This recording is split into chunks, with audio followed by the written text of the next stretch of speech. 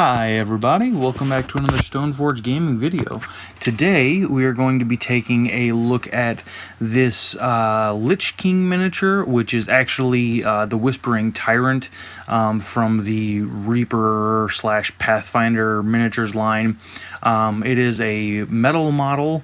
Well, they have now the Reaper Bones version as well, but this here is the metal version.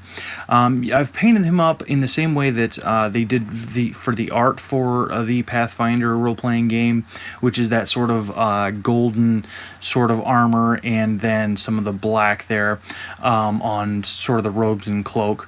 You can see the way that I've kind of built up those colors. I did a semi-non-metallic metal. It's not really non-metallic metal because I did what I call a metallic wash on there to kind of blend those colors in.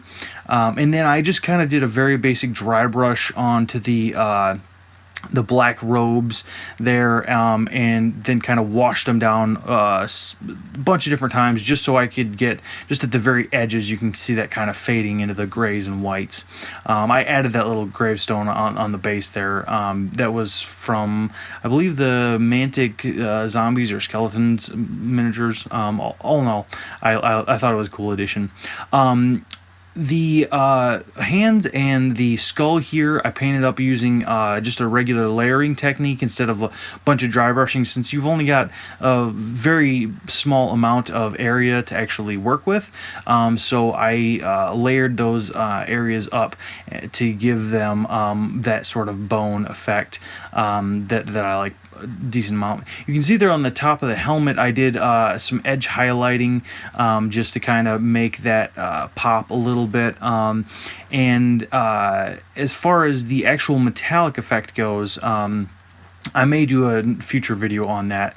The horns there, you can see how they kind of go from that sort of regular bone color on up to that pitch black. That is another blending sort of effect that I did, where I basically just use successively darker and darker washes on less and less area on the bones to kind of make that gradient kind of build up.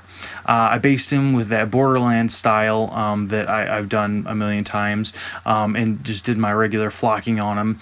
All in all, I think this model is really cool. It will add very cool, like if you're going to use them for Kings of War or for the Pathfinder role-playing game. It definitely is a very intimidating model, as it's rather large, actually. This thing, I mean, granted, if you go by the torso and everything like that, it's probably human sized, but this thing's actually about the height of an ogre because of the way that it's floating up. So it's very imposing, and the pose is done really, really well. And so overall, it's just a really cool, not necessarily centerpiece, but it would be a very, very cool caster, I think, for any army or for any sort of lich that you might be wanting to do in any of your role-playing games. Thank you guys for watching this Stoneforge gaming video, and I will be back with another one very soon.